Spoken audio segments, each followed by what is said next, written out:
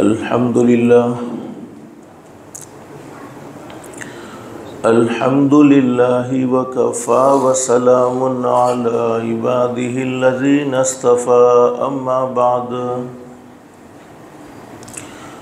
अऊज़ु बिल्लाहि मिनश शैतानिर रजीम बिस्मिल्लाहिर रहमानिर रहीम। या अय्युहल्लज़ीना आमनू इज़ा नूदिया लिस्सलाति मिन यौमिल जुमुअति फस्अऊ इला ज़िक्रिल्लाहि वज़रुल बैअ ज़ालिकुम खैरुल लकुम इन कुंतुम तअलमून। फ़इज़ा क़ुज़ियतिस्सलातु फ़ंतशिरू फ़िल अर्ज़ि वब्तग़ू मिन फ़ज़लिल्लाह वज़्कुरुल्लाह कसीरन लअल्लकुम तुफ़्लिहून। वइज़ा रअव तिजारतन औ लहवन इंफ़ज़्ज़ू इलैहा वतरकूक क़ाइमा क़ुल मा इंदल्लाहि खैरुम मिनल लहवी व मिनत तिजारह वल्लाहु खैरुर राज़िक़ीन। सदक़ल्लाहुल अज़ीम। रब्बि इश्रह ली सदरी वयस्सिर ली अमरी वहलुल उक़दतम मिन लिसानी यफ़क़हू क़ौली। सुब्हानक ला इल्म लना इल्ला मा अल्लमतना इन्नक अंतल अलीमुल हकीम। दुरूद शरीफ पढ़ लें।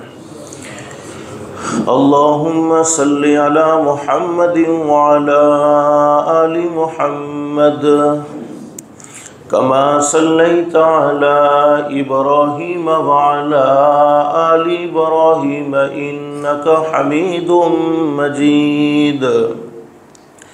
अल्लाहुम्मा बारिक अला मुहम्मदिन व अला आलि मुहम्मद कमा बारकता अला इब्राहीम व अला आलि इब्राहीम इन्नका हमीदुम मजीद।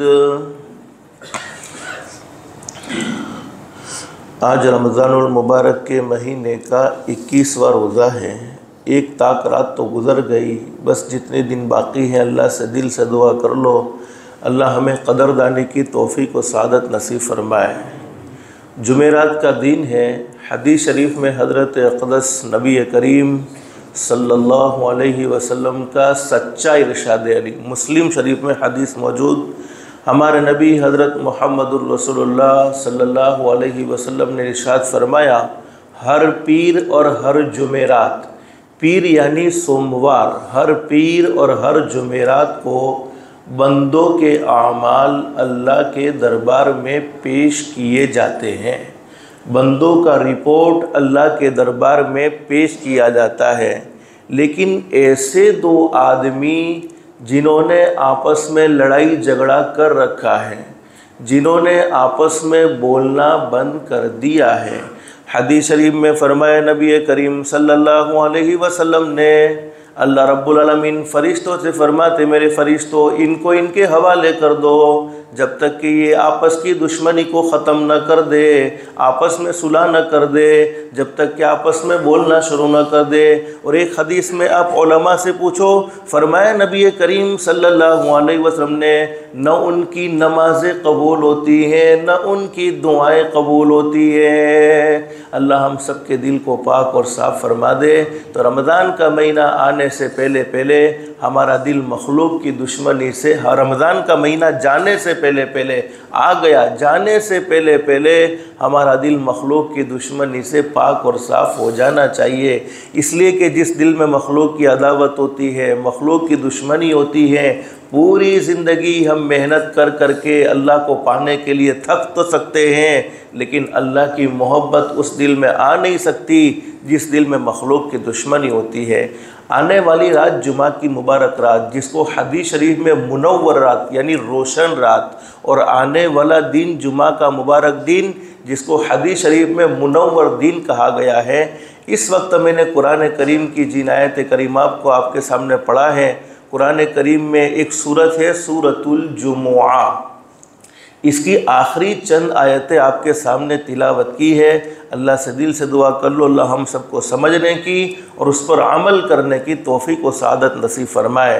कुरान करीम में अल्लाह रब्बुल आलमीन ने जुमा के दिन का तज़किरा फरमाया और जुमा के दिन के कुछ अहकाम हमें पहुँचाए हैं, हम तक हज़रत नबी करीम सल्लल्लाहु अलैहि वसल्लम के ज़रिए वाज़े फरमाए हैं। और हम सब का ये अक़ीदा होना चाहिए, बोलो दिनों का बनाने वाला कौन है? ये हफ्ते के 7 दिन बंदों के मुकर्रर किए हुए नहीं है, बल्कि किसके मुकर्रर किए हुए हैं? अल्लाह के मुकर्रर किए हुए हैं।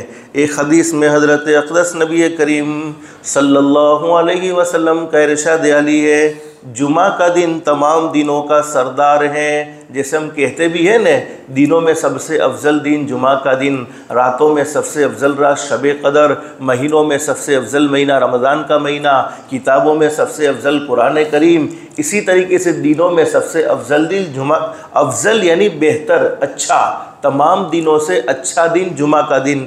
फरमाया नबी करीम सल्लल्लाहु अलैहि वसल्लम ने, जुमा का दिन तमाम दिनों का सरदार है और अल्लाह रब्बुल आलमीन के नज़दीक सबसे मोहतरम शान वाला, अल्लाह रब्बुल आलमीन के नज़दीक उसकी ईद अज़मत, उसकी शान, उसकी बड़ाई, उसका मकाम ईदुल फ़ित्र, रमज़ानुल मुबारक के बाद जो ईद आती है उसको ईदुल फ़ित्र कहते हैं। तो लोग बहुत जल्दी इंतज़ार कर रहे हैं कब तरावी से छुटकारा मिले और कब ईद आ जाए, लेकिन लोग क्या कहते हैं? ईद। ईद को ईद क्यों कहते हैं? आज हमारी ज़ुबान पर है रमज़ान का महीना आया, मेहमान था, चला गया। रमज़ान का महीना मेहमान नहीं है, मेहमान तो हम हैं कि रमज़ान तो आइंदा साल भी क़यामत तक आता रहेगा, लेकिन आइंदा हमारे रहने की बोलो कोई गारंटी नहीं। और ईद को, ईद ये अरबी ज़ुबान का एक लफ्ज़ है जिसके माना बार बार लौट कर आना। ईद इसीलिए कहते हैं कि वो बार बार लौट कर आती है, लेकिन बोलो इसके मनाने वाले हमेशा नहीं रहेंगे। आज वो है तो कल वो हम भी जाएंगे, आज वो गए हैं तो कल हम भी जाएंगे। तो ईद को ईद इसीलिए कहते हैं कि ईद तो बार बार आती रहेगी, लेकिन उसके मनाने वाले बोलो हमेशा नहीं रहेंगे। तो फरमाया नबी करीम सल्लल्लाहु अलैहि वसल्लम ने, जुमा के दिन की अज़मत ईदुल फ़ित्र और ईदुल अज़हा से भी ज़्यादा है और जुमा के दिन में 5 ख़ुसूसियात पाई जाती है। ये सारी बातें याद रखेंगे। मैं आपको कमज़ोर हदीसें नहीं सुनाता हूँ, सही हदीसों से आपके सामने बातें करता हूँ। अल्लाह हम सबको समझने की और उस पर अमल करने की तौफ़ीक नसीब फरमाए। फरमाया कि जुमा के दिन में 5 ख़ुसूसियतें पाई जाती हैं। इसी दिन हज़रत आदम अलैहिस्सलाम को अल्लाह ने पैदा फरमाया और इसी दिन वो आसमान से दुनिया में उतारे गए और उसी दिन हज़रत आदम अलैहिस्सलाम की वफ़ात हुई और इसी दिन में एक घड़ी ऐसी रखी है। देखो सुनो, जुमा के दिन में एक घड़ी ऐसी रखी गई है कि बंदा अगर उसमें अल्लाह से किसी चीज़ की दरख्वास्त कर ले, अल्लाह के सामने कोई चीज़ बंदा मांग ले, दरख्वास्त कर ले, अल्लाह पाक उसकी दरख्वास्त को ज़रूर कबूल फरमाते हैं, उसकी दुआ को ज़रूर मंजूर फरमाते हैं, बशर्ते कि वो दरख्वास्त किसी नाजायज़ चीज़ की ना हो। जायज़ चीज़ मांगेंगे, अब वो कौन सी घड़ी है वो मैं आपको बताता हूँ आखिर के अंदर कि कौन सी घड़ी में मांग लेना चाहिए, अल्लाह दे देगा। तो फरमाया नबी करीम सल्लल्लाहु अलैहि वसल्लम ने, जुमा के दिन में एक घड़ी ऐसी रखी गई है कि बंदा अगर उसमें अल्लाह रब्बुल आलमीन से किसी चीज़ की दरख्वास्त कर ले तो अल्लाह पाक उसे ज़रूर अता फरमाते हैं, बशर्ते कि वो दरख्वास्त किसी नाजायज़ चीज़ की ना हो। फिर आगे फरमाया नबी करीम सल्लल्लाहु अलैहि वसल्लम ने, इसी दिन में यानी जुमा के दिन में क़यामत आएगी। यही वजह है कि जब जुमा का दिन होता है तो फरिश्ते, आसमान, ज़मीन, हवाएं, जानवर, पहाड़, समंदर सब जुमा के दिन सूरज निकलने से पहले अल्लाह का खौफ खाते हैं, अल्लाह से डरते हैं, क्योंकि क़यामत इसी दिन आने वाली है। तो वो डरते हैं कि कहीं आज क़यामत तो नाजिल नहीं हो जाएगी। उलमा ने लिखा है कि ये बड़ी इबरत का मकाम है। क़यामत का खौफ, क़यामत का फ़िक्र और क़यामत का डर जानवरों को तो लायक है, लेकिन इंसान अपनी गफलत में ज़िंदगी गुजार रहा है। इंसान को क़यामत का कोई खौफ नहीं है, लेकिन आनी ज़रूर है। ये हम सब का अक़ीदा है। क़यामत कब आएगी अल्लाह ने बोलो किसी को बताया नहीं, लेकिन दिन बताया गया। कौन सा दिन होगा? जुमा का मुबारक दिन होगा। हर कोई दुनिया से जाता है कि नहीं जाता? एक हदीस में क्या फरमाया नबी करीम सल्लल्लाहु अलैहि वसल्लम ने, जो मुसलमान जुमा के दिन या जुमा की रात में दुनिया से चला जाए, यानी उसका इंतकाल हो जाए, अल्लाह रब्बुल आलमीन उसे आज़ाब क़ब्र से महफूज फरमा लेते हैं, आज़ाब क़ब्र से उसकी हिफाजत फरमा लेते हैं। और बाज़ रिवायत से मालूम होता है, फरमाया नबी करीम सल्लल्लाहु अलैहि वसल्लम ने, जुमा के दिन या जुमा की रात में दुनिया से जाने वाले को न अज़ाब क़ब्र होता है, न क़यामत में उससे हिसाब किताब का कोई मामला किया जाता है, बल्कि अल्लाह पाक उसे हिसाब किताब से भी बरी व ज़िम्मा फरमा देते हैं। और एक हदीस में हमारे नबी हज़रत मुहम्मदुर रसूलुल्लाह सल्लल्लाहु अलैहि वसल्लम ने फरमाया, जिसका इंतकाल जुमा की रात में हो जाए या जुमा के दिन में हो जाए, अल्लाह पाक उसको शहीदों के साथ खड़ा करते हैं। शहीदों को जहां खड़ा किया जाएगा, जुमा के दिन और जुमा की रात में मरने वालों को भी वहीं पर खड़ा किया जाएगा। जब भी अल्लाह ने मुक़द्दर की मौत लिखी हो, अल्लाह से दिल से दुआ कर लो, अल्लाह ईमान वाली, कलमे वाली, रज़ा वाली, आफ़ियत वाली मौत नसीब फरमाए। हज़रत नबी करीम सल्लल्लाहु अलैहि वसल्लम के एक सहाबी जिनका नाम है हज़रत अनस रदी अल्लाह अन्हु फरमाते हैं, जुमा के दिन रात के घंटे कितने होते? बोलो 24।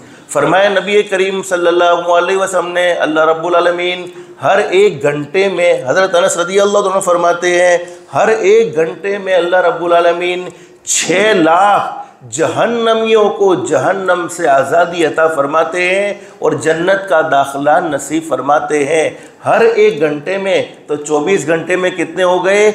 1,44,00,000, यानी 1,44,00,000 जुमा के दिन रात में 1,44,00,000 लोगों को अल्लाह रब्बुल आलमीन जहन्नम से आज़ादी अता फरमाते हैं और जन्नत का दाखिला नसीब फरमाते हैं। फरमाया नबी करीम सल्लल्लाहु अलैहि वसल्लम ने जुमा के दिन के बड़े फ़ज़ाइल बयान फरमाए हैं। और मेरे प्यारों, वैसे तो ज़िंदगी की हर घड़ी बड़ी कीमती है, ज़िंदगी का हर सेकंड बड़ा कीमती है, ज़िंदगी का हर मिनट बड़ा कीमती है, ज़िंदगी का हर घंटा, हर रात, हर दिन, हर हफ्ता, हर महीना, हर साल बड़ा कीमती है। अल्लाह से दिल से दुआ कर लो, अल्लाह हमें ज़िंदगी की हर घड़ी की कदरदानी की तौफीक व सादत नसीब फरमाए। और मेरे प्यारों, जुमा के दिन, जब जुमा के दिन की अज़मत को बयान फरमाया है, तो उसमें आमाल का भाव भी बढ़ा दिया गया है। कंजुल उम्माल में हदीस मौजूद है। हज़रत अबू हुरैरा रज़ियल्लाहु अन्हु फरमाते हैं, नबी करीम सल्लल्लाहु अलैहि वसल्लम ने इरशाद फरमाया, मेरे उम्मतियों, जितना हो सके जुमा के दिन नेक अमाल ज़्यादा करते रहो, जुमा के दिन भलाई के काम ज़्यादा करते रहो, इसलिए कि जुमा के दिन नेक अमाल का सवाब बढ़ा दिया जाता है। हज़रत अनस रज़ियल्लाहु अन्हु फरमाते हैं, नबी करीम सल्लल्लाहु अलैहि वसल्लम ने इरशाद फरमाया, जुमा के दिन की 2 रकात, जुमा के दिन की 2 रकात नमाज बाकी दिनों की 1000 रकात नमाज से अफजल है। एक आदमी जुमा के दिन 2 रकात नमाज पढ़ता है और एक आदमी बाकी दिनों में 1000 रकात नमाज पढ़ता है, तो जुमा के दिन की 2 रकात नमाज बाकी दिनों की 1000 रकात नमाज से अफजल है। और जुमा के दिन की 1 तस्बीह और दिनों की, बाकी दिनों की 1000 तस्बीहात से अफजल है। हदीस शरीफ में फरमाया नबी करीम सल्लल्लाहु अलैहि वसल्लम ने, जुमा के दिन कसरत से सदक़ात व खैरात करे। अल्लाह ने माल दिया है, अल्लाह ने वसअत दी है, तो खर्च करने का दिन बोलो कौन सा दिन है? जुमा का दिन है। क्योंकि जुमा के दिन सदक़े का गुना, सदक़े का अज्र 2 गुना मिलता है, यानी डबल मिलता है। जुमा के दिन सदक़े का सवाब डबल मिलता है, लेकिन शर्त ये कि उस शख्स को सदका न दिया जाए जो इमाम के खुतबे के दौरान मांगना शुरू कर दे, या इमाम का खुतबा सुनने के बजाय वो बोलता रहे, ऐसे शख्स को सदका देना मकरूह है। कोई गरीब आदमी को सदका दिया जाए जो हकीकत में ज़रूरतमंद है, लेकिन जो इमाम के खुतबे के दरमियान में मांगते रहते हैं, नमाज़ पढ़ते नहीं हैं, इनको सदका देना मकरूह है। हदीस शरीफ में फरमाया नबी करीम सल्लल्लाहु अलैहि वसल्लम ने, जुमा के दिन वज़ाइफ भी कसरत से पढ़ने चाहिए। वक्त फारिग करके जितने मामूलात हैं इनको जुमा के दिन ज़रूर पढ़ना चाहिए और खैरात भी कसरत से करे। फिर आगे हमारे नबी ने क्या ज़बरदस्त बात बयान फरमाई है। अल्लाह रब्बुल आलमीन जब किसी बंदे को दोस्त रखता है, बोलो अल्लाह जिसको अपना दोस्त बना ले उसके काम बनेंगे कि नहीं बनेंगे। फरमाया कि अल्लाह रब्बुल आलमीन जब किसी बंदे को दोस्त रखता है तो उसे बेहतरीन औकात में बेहतरीन काम लेता है, अच्छे टाइम में उससे अच्छे काम लिए जाते हैं, उससे बेहतरीन औकात में बेहतरीन काम लेता है। और जब किसी बंदे से नाराज़ होते हैं, अल्लाह हम सब की हिफाजत फरमाए, अल्लाह नाराज़ हो जाए और पूरी दुनिया की मखलूक राज़ी हो जाए तो बोलो कोई फ़ायदा नहीं है। और अल्लाह राज़ी है, पूरी दुनिया नाराज़ है तो बोलो कोई हमारा नुकसान कर सकता नहीं है। फरमाया कि जब किसी बंदे से अल्लाह रब्बुल आलमीन नाराज़ होते हैं तो अच्छे औकात में बुरे कामों पर लगा देते हैं और उसके ये बदतरीन आमाल दर्दनाक अज़ाब का सबब बन जाएंगे। कंजुल उम्माल में ये हदीस मौजूद है कि जिसका जुमा का दिन सही सालिम रहा, क्या मतलब है, जिसने जुमा के दिन में बड़े बड़े गुनाहों से अपने आप को बचाए रखा, अल्लाह की नाफरमानी से अपने आप को बचाए रखा। हम सब की ये सोच भी है, हम सब की ये फ़िक्र भी होती है कि हम गुनाह से बचना चाहते हैं, उसके बावजूद भी बच नहीं सकते हैं। आँखों का कंट्रोल करना चाहते हैं, उसके बावजूद कर सकते नहीं हैं। ज़ुबान का कंट्रोल करना चाहते हैं, उसके बावजूद होता नहीं है। तो कोशिश ये करे कि जुमा के दिन अपनी ज़ात को नाफरमानी वाले कामों से बचाए और जुमा के दिन नेकी में ज़्यादती करे। ये जुमा के दिन का असर दूसरे 6 दिनों पर भी इंशाअल्लाह रहेगा। तो फरमाया नबी करीम सल्लल्लाहु अलैहि वसल्लम ने अब हमारी दुनियावी ज़रूरत पर भी अल्लाह पाक कितना बड़ा इनाम नसीब फरमाते हैं। मैंने जुमा के दिन नख काटने के बारे में पहले भी आपके सामने जिक्र किया था कि अल्लाह रब्बुल आलमीन की तरफ से कितना बड़ा इनाम मिलता है। हज़रत आयशा सिद्दीक़ा रज़ियल्लाहु अन्हा फरमाती है, फरमाया नबी करीम सल्लल्लाहु अलैहि वसल्लम ने इरशाद फरमाया, जो शख्स जुमा के दिन नाखून काट लेगा तो दूसरे जुमा तक नाखून की बीमारी से महफूज रहेगा। इसलिए जुमा के दिन नाखून तराशने का ख़ास तौर पर एहतमाम करना चाहिए। फरमाया नबी करीम सल्लल्लाहु अलैहि वसल्लम ने जिस शख्स ने जुमा के दिन नाखून तराशे, अल्लाह रब्बुल आलमीन जुमा के दिन की बरकत से नाखून की बीमारियों को ख़त्म फरमाकर उसको शिफा अता फरमा देंगे। मैंने आपको अपना तजर्बा भी बतलाया था कि मुझे पैर के नाखून में ऐसी तकलीफ़ थी, कई मरतबा ऑपरेशन कराने की नौबत आई कि पूरा नाखून अंदर चला जाता था और जानते भी होंगे कि बहुत सी मरतबा चला जाता है, पानी भर जाता है। तो ये हदीस उसके बाद पढ़ने में आई, फिर सोचा कि नहीं अब जुमा के दिन के अलावा किसी दिन नाखून काटने नहीं है। अल्लाह के फजलो करम से, अल्लाह की रहमत से, अल्लाह के एहसान से फिर बाद में बीमारी का सामना नहीं करना पड़ा। तो हमारे नबी ने जो बातें कही हैं अगर हम यकीन के साथ करें तो इसका फ़ायदा बोलो ज़रूर होता है। हदीस शरीफ में फरमाया नबी करीम सल्लल्लाहु अलैहि वसल्लम ने, और मेरे प्यारों जुमा का दिन हज़रत नबी करीम सल्लल्लाहु अलैहि वसल्लम के फरमान के मुवाफिक ईदुल फित्र और ईदुल अज़हा से भी बढ़कर हैं। तो हदीस शरीफ में जुमा के दिन के 5 आमाल बतलाए हैं कि मेरे जिस उम्मती ने जुमा के दिन 5 काम कर लिए। हदीस शरीफ में हज़रत अक़दस नबी करीम सल्लल्लाहु अलैहि वसल्लम का इरशाद आली है, अल्लाह रब्बुल आलमीन उसकी ज़िंदगी के सारे गुनाहों को माफ़ फरमा देते हैं। अबू सईद खुदरी रज़ियल्लाहु अन्हु फरमाते हैं नबी करीम सल्लल्लाहु अलैहि वसल्लम ने इरशाद फरमाया, जो आदमी मेरा जो उम्मती जुमा के दिन 5 काम कर ले अल्लाह पाक उसे जन्नत वालों में शामिल फरमा देते हैं। यानी उसके ऊपर कोई गुनाह बाकी नहीं रहता है बल्कि वो जन्नत ही बन जाता है। नंबर 1, बीमार की इयादत। कोई हमारा रिश्तेदार बीमार है, कोई पड़ोसी बीमार है तो जुमा के दिन ख़ास तौर पर उसके खैर खैरियत को मालूम कर लेनी चाहिए। मुसलमान भाई के कफन दफन में शरीक रहे, दीन में रोज़ा रखे और जुमा की नमाज के लिए हाजिर हो और ग़ुलाम को आज़ाद करे। लेकिन इस ज़माने में तो चूँकि ग़ुलाम है नहीं तो उलमा ने लिखा है कि अब चूँकि ग़ुलाम का रिवाज और ग़ुलामी का रिवाज तो है नहीं, इसलिए किसी तंग दस्त और बग़ैर सहारे वाले मुसलमान के फ़क्र फाका और तंगी को दूर करना, किसी मुसीबत ज़दा मुसलमान की मुसीबत और परेशानी को दूर करना, किसी मजबूर को कर्ज देना और भी नेक अमाल करना, ये गुलाम के आज़ाद करने के कायम मकाम हो गए। तो जुमा के दिन के बड़े फ़ज़ाइल हदीस शरीफ में बयान फरमाए हैं। एक हदीस में हज़रत नबी करीम सल्लल्लाहु अलैहि वसल्लम ने इरशाद फरमाया, मेरा वो उम्मती जिसने जुमा के दिन 5 काम किए, हदीस शरीफ में फरमाया हर कदम के बदले में अल्लाह पाक उसे 1 साल के नफल रोज़े और 1 साल की नफल नमाजों का सवाब अता फरमाते हैं। कौन से 5 काम है? हदीस शरीफ में फरमाया जिसने जुमा के दिन गुस्ल किया, बोलो गुस्ल करना चाहिए, ये सुन्नत है, बल्कि जुमा के दिन गुस्ल करना बाज़ उलमा के नज़दीक वाजिब है, इसलिए कि जुमा के दिन भीड़ होती है, इसकी वजह से किसी को हमारे पसीने की वजह से तकलीफ़ न पहुँचे। तो ये 6 काम याद करने हैं जुमा के दिन। जिसने 6 काम किए, हर कदम के बदले में अल्लाह रब्बुल आलमीन, और बाज़ रिवायत में फरमाया नबी करीम सल्लल्लाहु अलैहि वसल्लम ने, जिसने जुमा के दिन खुद गुस्ल किया और अपने घर वालों को गुस्ल करवाया। ये शादीशुदा हजरत इस बात को जान सकते हैं, उसकी सराहत करने की मुझे कोई ज़रूरत नहीं है। जिसने जुमा के दिन खुद भी गुस्ल किया, मैं तो हदीस शरीफ बयान करता हूँ, खुद भी गुस्ल किया, अपने घर वालों को भी गुस्ल करवाया। फिर फरमाया नबी करीम सल्लल्लाहु अलैहि वसल्लम ने मस्जिद में जल्दी पहुंचा, नंबर 2। नंबर 3 सवारी पर जुमा में ना आवे, पैदल चल कर आवे। और नंबर 4 इमाम के करीब बैठने की कोशिश करे। नंबर 5 कोई लग़व काम, कोई फुजुल काम न करे। और नंबर 6 खुतबे को गौर से सुने।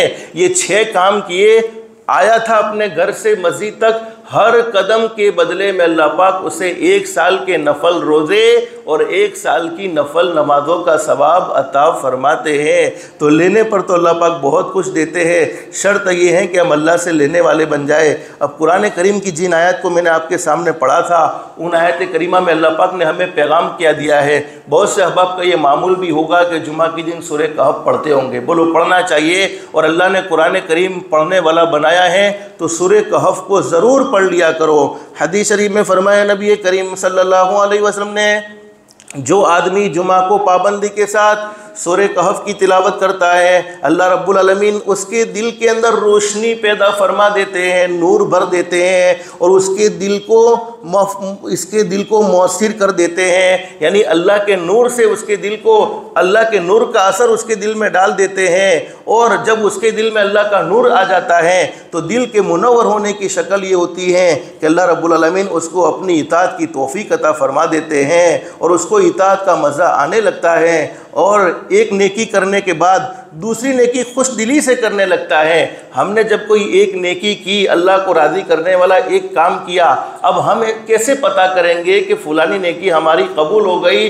तो उलमा फरमाते हैं कि देख लो, अगर दूसरी नेकी की तौफीक मिल जाती है तो समझ लो पहली नेकी कबूल हो गई है। तो बोलो नेकियों को कबूल करने वाला कौन? तो जब दिल मुनव्वर हो जाता है तो अल्लाह पाक नेक अमाल की तौफीक देते हैं, उसको इताअत में मज़ा आने लगता है, नेकी करने के बाद दूसरी नेकी खुश दिली से करने लगता है, इबादत करने में सुस्ती नहीं करता है। अगर कोई आदमी इस नियत से सूरह कहफ पढ़े कि अल्लाह पाक मैं बाकी दिनों में नमाज में सुस्ती न करूँ, इस वजह से सूरह कहफ पढ़ता हूँ, तो बोलो जब नूर दिल में हासिल हो जाएगा तो फ़ायदा हासिल होगा कि नहीं होगा? फिर फरमाया नबी करीम सल्लल्लाहु अलैहि वसल्लम ने इस जुमा से, यानी सूरह कहफ इस जुमा में पढ़ी है ना, इस जुमा से आइंदा जुमा तक अल्लाह रब्बुल आलमीन उसकी ईमान की हिफाजत फरमाते हैं। इससे बड़ा इनाम क्या चाहिए? आज ईमान को ख़त्म करने की कोशिशें की जा रही हैं, बल्कि हम चाहते हुए भी अपने ईमान को महफूज नहीं रख सकते हैं। बस अल्लाह से दिल से दुआ कर लो, अल्लाह हमें ईमान पर मौत नसीब फरमाए।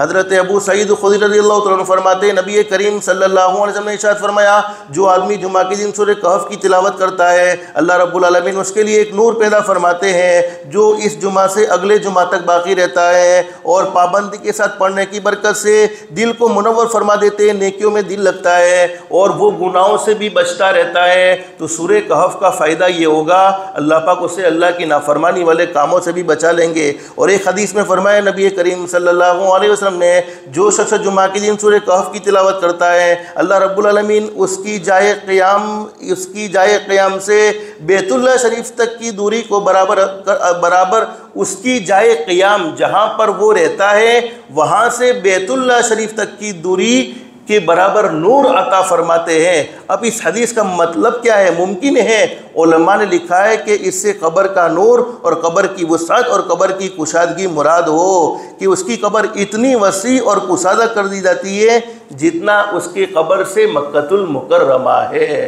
तो इतना बड़ा इनाम सूरह कहफ पढ़ने पर मिलता है। बस अल्लाह से दिल से दुआ कर लो। हदीस शरीफ में हमारे नबी ने सूरह कहफ पढ़ने के भी बड़े फ़ज़ाइल बयान फरमाए। जो शख्स जुमा के दिन सूरह कहफ की तिलावत करता है, अल्लाह रब्बुल आलमीन उस शख्स के कदमों के नीचे से आसमान की बुलंदियों तक का नूर अता कर दिया जाता है, जो क़यामत के अंधेरे में उसे काम आएगा। और गुज़श्ता जुमा से इस जुमा तक के उसकी ज़िंदगी के सारे गुनाहों को माफ़ कर दिया जाता है। तो जुमा के दिन सूरह कहफ पढ़ने का अहतमाम करना है। लेकिन इस वक्त मैंने कुरान करीम की जिस आयत करीमा को पढ़ा है, उस आयत करीमा में अल्लाह पाक ने हमें पैगाम क्या दिया है।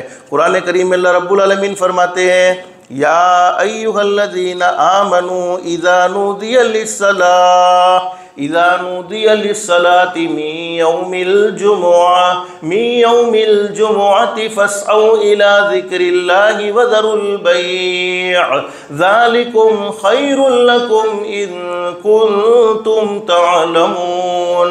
अल्लाह फरमाते, ईमान वालो, इज़ा नूदिया लिस्सलाह, जब तुम्हें जुमा की नमाज के लिए पुकारा जाए, यानी क्या मतलब है, जब जुमा की अजान हो जाए, इज़ा नूदिया लिस्सलाति मिन यौमिल जुमुआ फस्अउ इला ज़िक्रिल्लाह। तो अब फरमाया फस्अउ के माना दौड़ना या तर्जमा नहीं है, बल्कि कोशिश करो किस बात की, नमाज की तरफ चलने की। अपने सारे कामकाज छोड़ दो, और सारे कामकाज तो छोड़ना, लेकिन तिजारत को ताकीद के साथ बयान फरमाया, वज़रुल बैअ, खरीदना भी छोड़ दो, बेचना भी छोड़ दो। और सीरत की किताबों में लिखा है, हदीस शरीफ में मौजूद है, हज़रत अक़दस नबी करीम सल्लल्लाहु अलैहि वसल्लम के ज़माने में जब जुमा की अज़ान हो जाती थी, एक सहाबी को मुस्तकिल मुकर्रर किया गया था, और वो ऐलान करते थे, ओ लोगों, ख़रीदना हराम हो गया, ओ लोगों, बेचना हराम हो गया, अब नमाज के लिए चलने लगो, नमाज के लिए कोशिश करना शुरू कर दो। देखो, जो लोग जुमा के दिन बहुत जल्दी आने के आदी होते हैं, अल्लाह पाक इन्हें क्या इनाम अता फरमाते हैं। शायद मैं आपको ये रिवायत सुनाऊं, आपने पहली मर्तबा सुनी होगी, उलमा से मैं नहीं कहता हूँ, लेकिन उलमा के तो पढ़ने में आती ही ये सारी बातें, आपको शायद ना मालूम हो। एक हदीस में तो हमारे नबी ने ये भी बात बयान फरमाई।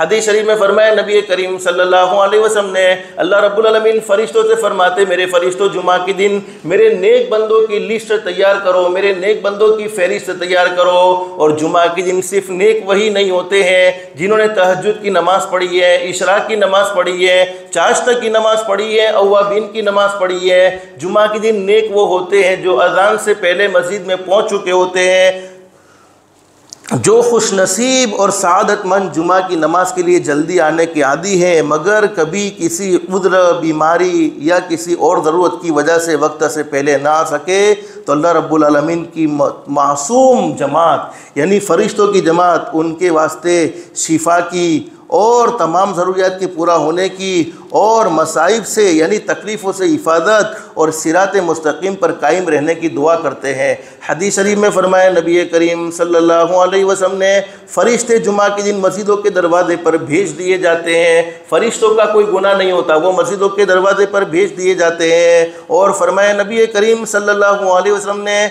आने वालों का वो सवाब लिखते रहते हैं। जो जब इमाम निकल आता है, यानी मिंबर की जानिब खुतबे के लिए, तो वो फरिश्ते सवाब लिखने वाले रजिस्टर बंद कर लेते हैं। और देर से आने वालों के मुतालिक फ़रिश्ते एक दूसरे से पूछते हैं कि फ़ुला को क्यों देर हो गई, जो हर जुमा में जल्दी आने वाला था ना। अब फ़रिश्तों की उस पर नज़र होती है, तो फ़रिश्ते पूछते हैं फ़ुला को क्यों देर हो गई, तो दूसरे फ़रिश्ते कहते हैं कि अल्लाह, अगर वो गुमराही में पड़ गया है तो उसे हिदायत अता फरमा दे।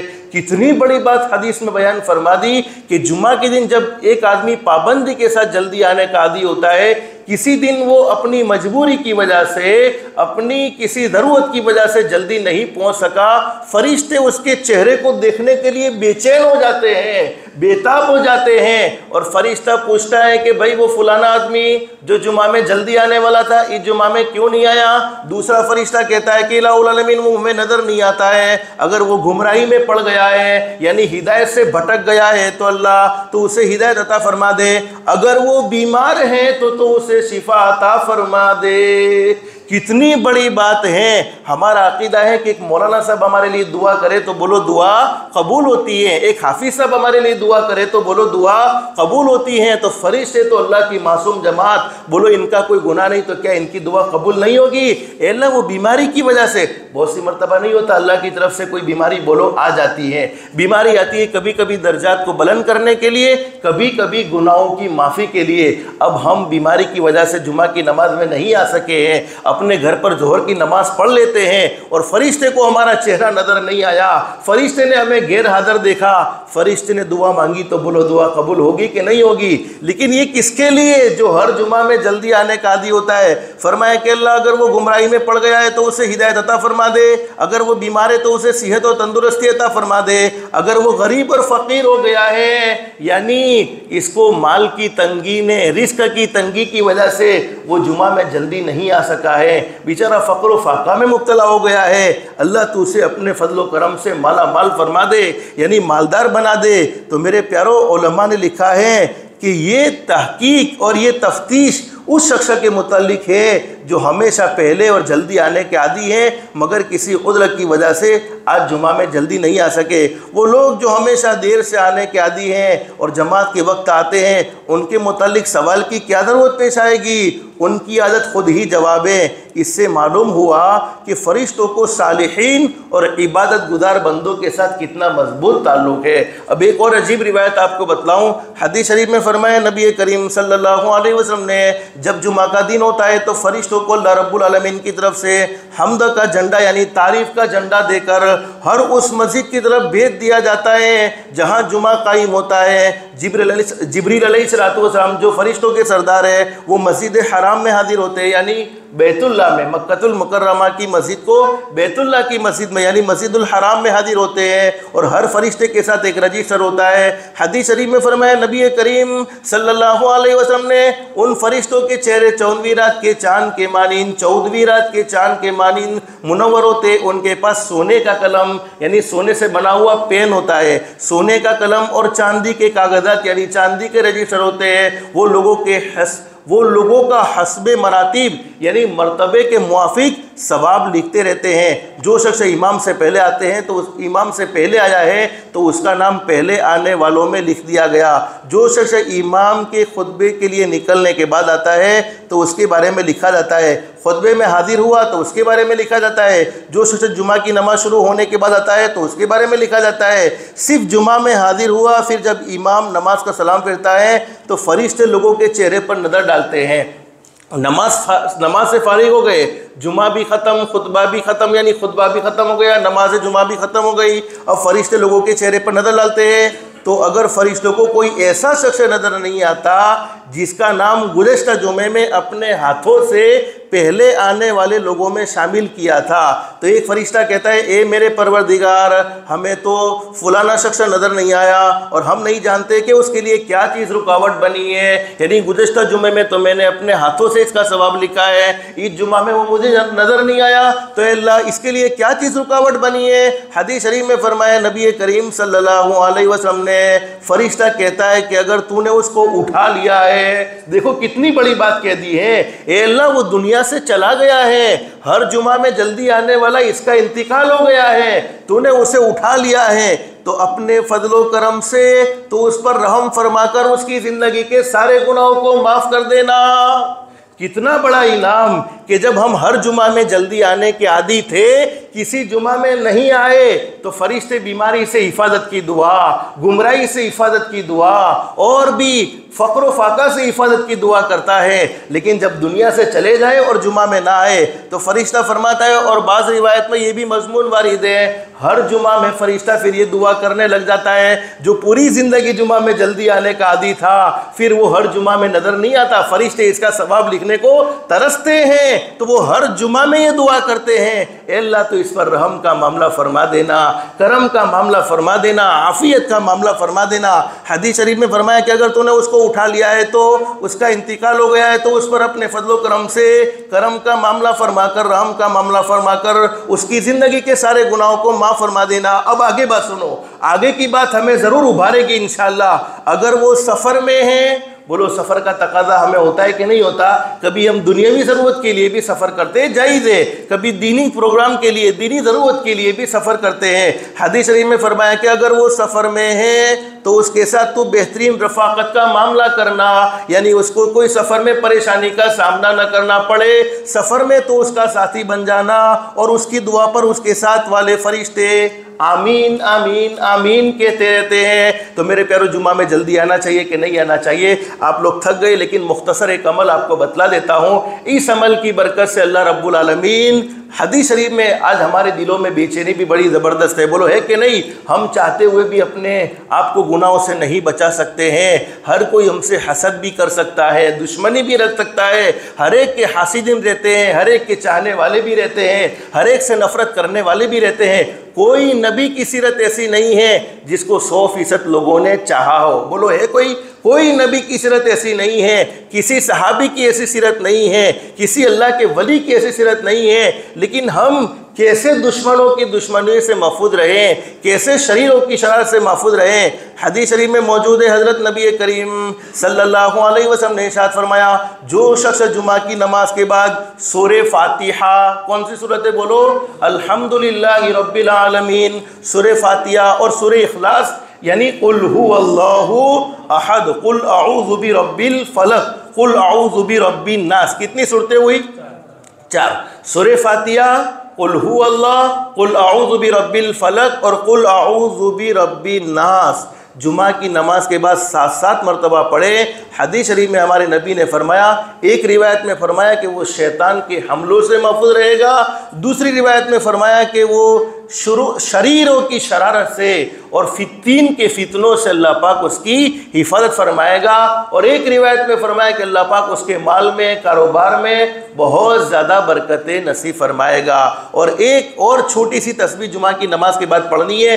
हदीस शरीफ में फरमाया नबी करीम सल्लल्लाहु अलैहि वसल्लम ने, जो शख्स जुमा की नमाज के बाद 100 मरतबा सुबहानल्लाहिल अज़ीमी व बिहम्दिही, बस कितना पढ़ो? सुबहानल्लाहिल अज़ीमी व बिहम्दिही, सुबहानल्लाहिल अज़ीमी व बिहम्दिही 100 मरतबा पढ़ ले।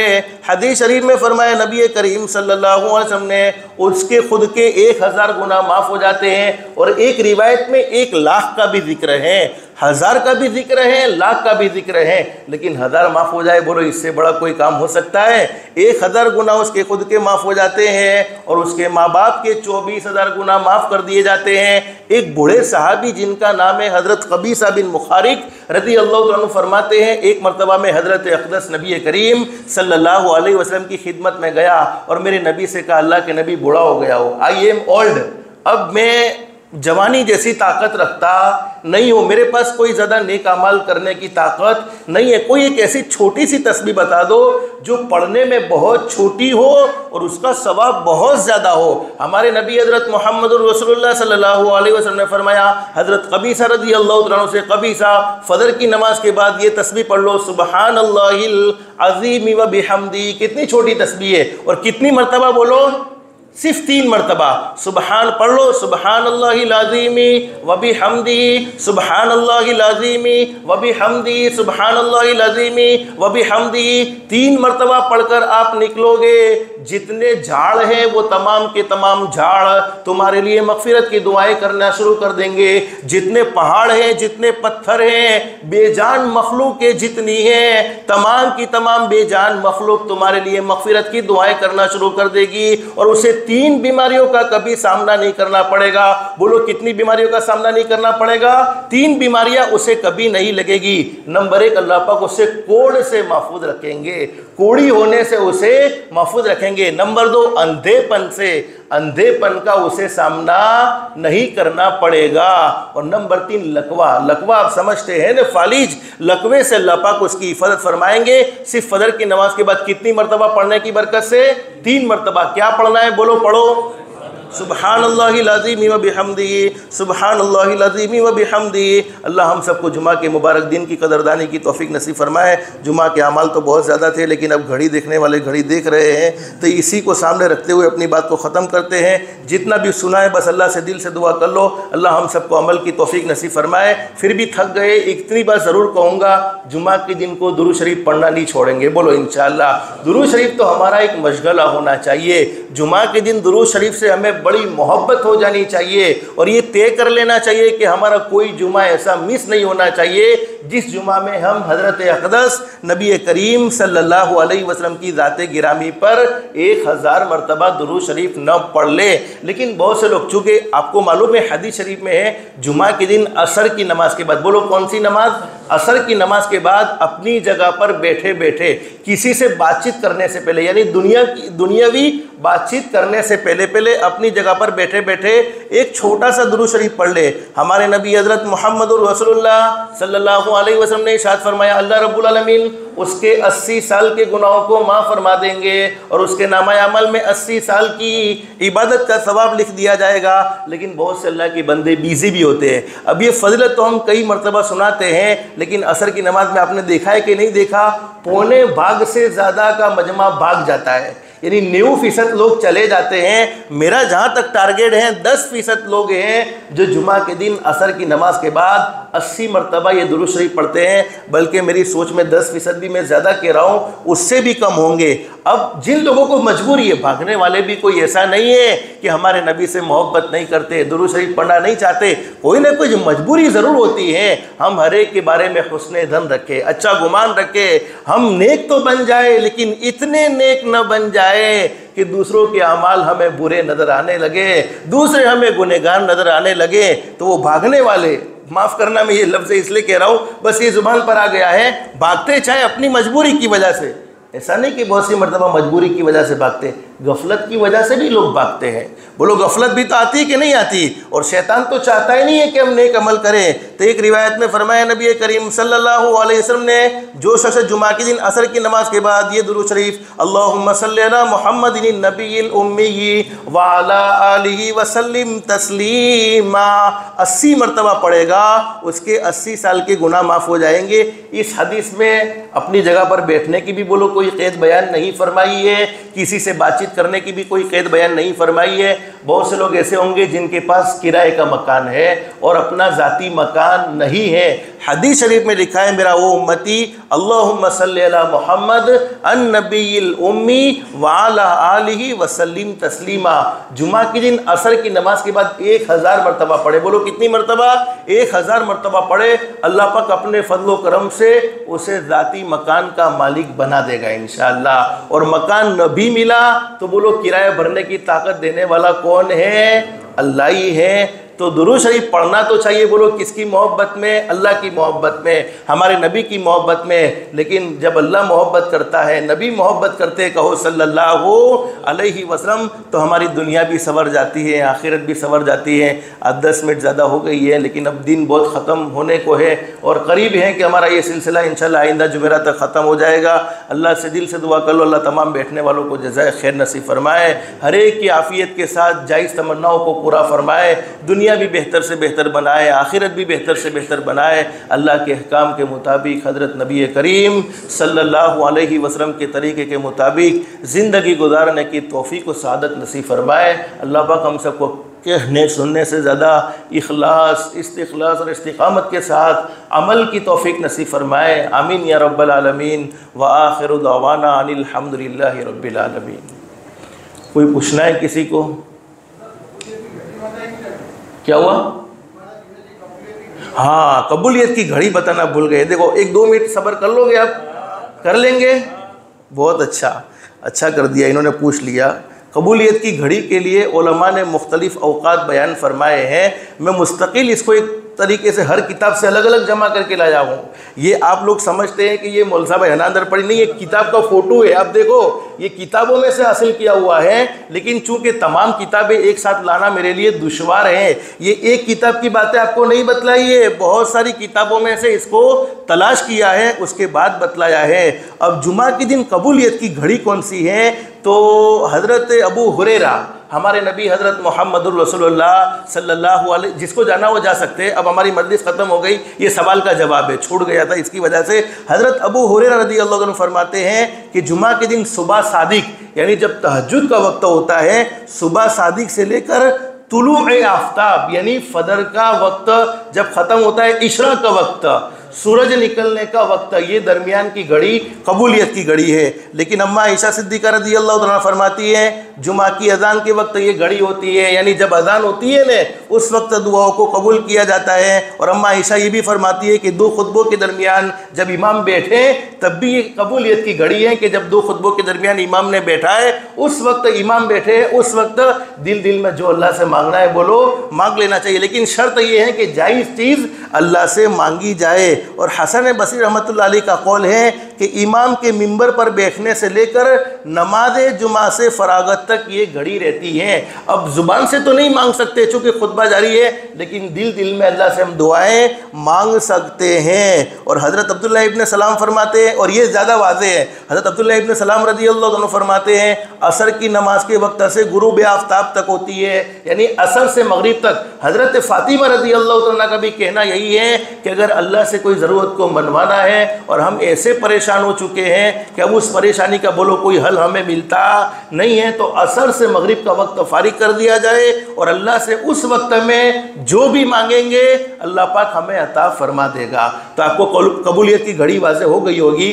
तहज्जुद की नमाज से लेकर बोलो इशराक के वक्त तक, जुमा की अजान का वक्त भी है, इमाम के मिंबर पर चढ़ने से लेकर नमाज से फारिग होने तक, दो खुतबों के दरमियान का जो वक्त है वो भी कबूलियत की घड़ी है। उलमा ने जुमा की नमाज के बाद का भी लिखा है कि उस वक्त भी दुआएं कबूल होती हैं। और ज़्यादा वाज़ेह यही है और हदीसों में भी इसकी तायद की गई है कि मगरिब से पहले यानी जब शनिचर की मगरिब होने वाली होती है ना, पूरा असर का वक्त फारिग बोलो नहीं कर सकते हैं, तो मगरिब की अजान होती है उससे पहले हम 10-15 मिनट तो आ सकते हैं कि नहीं आ सकते। अजान से 10-15 मिनट पहले आकर भी अपनी ज़रूरतें अल्लाह के सामने रखेंगे तो अल्लाह पाक ज़रूर पूरा फरमा देगा। पूछने वालों को अल्लाह पाक जज़ाए खैर अता फरमाए। मेरे जहन से ये बात निकल गई थी। और कोई सवाल? हाँ, एक मुकम्मल दुआ भी है लेकिन हमने सहूलत के लिए आसान बतलाई है। इस बहुत सी रिवायत में आगे दुआ है लेकिन सबके लिए चूँकि उम्मत के लिए सहूलतें पैदा करो तभी इस दुआ के आदी बनेंगे, तो इंशाल्लाह आइंदा बड़ी दुआ पढ़ने में इनके लिए अब सुब्हानल्लाहिल अज़ीम व बिहम्दिही सुब्हानल्लाहिल अज़ीम व बिहम्दिही मेरे ख्याल से 100 मरतबा पढ़ने में 2.5 मिनट या 3 मिनट का वक्त होता है, इससे ज़्यादा बोलो वक्त होता नहीं है। तो हम तो आई एम वेरी बिजी भाई, हम तो बिजी, हमको तो सहूलत चाहिए। और कुछ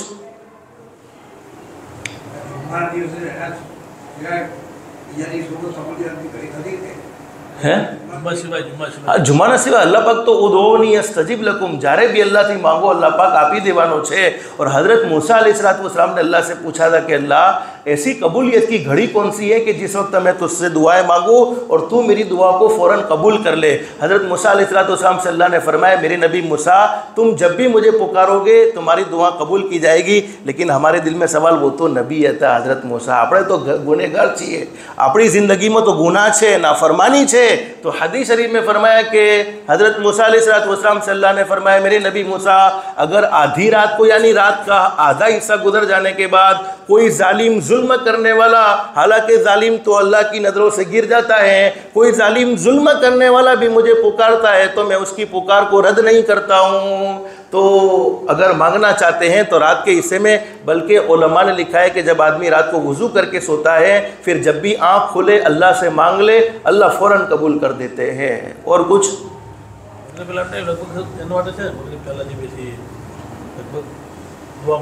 हाँ कायमी भी मांग सकते हैं ना, वक्त तो हर 24 घंटे में अल्लाह कबूल करता है। हाँ मगरिब से पहले ही मांगना चाहिए। और कुछ? थक गए, चलो अल्लाह हम सबको अमल की तौफीक नसीब फरमाए। जितना कहा गया है सुना गया है अल्लाह इखलास लिल्लाहियत के साथ अमल करना आसान फरमाए। आमीन या रब्बल आलमीन। व आखिरु दअवाना अल्हम्दुलिल्लाहि रब्बिल आलमीन। सुब्हानल्लाहि व बिहम्दिही सुब्हानकल्लाहुम्मा व बिहम्दिका नशहदु अन ला इलाहा इल्ला